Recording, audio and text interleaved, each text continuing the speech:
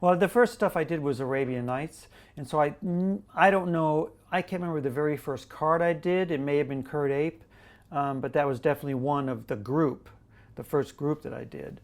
I think that might have been the first one, and that was like I wanted to be sort of realistic. I mean, most of the stuff that I've done has been fairly realistic, other than if I branch off and do something like Ernham Jin or Stone Throwing Devils, and then I sort of bring my comic book sensibility into it to do those fantasy figures.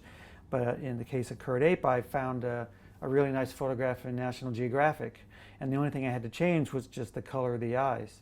And because the artwork was relatively small, it was somewhat impressionistic as far as all the foliage and stuff.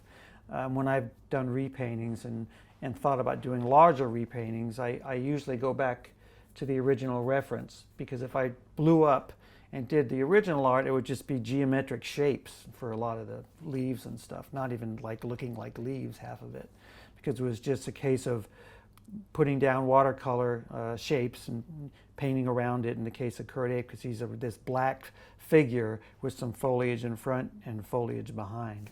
And I've heard other people say, you know, that image scared the shit out of me when I was a kid. And to me, it's maybe because I was a full-grown adult when I made it. To me, it was not that really scary at all.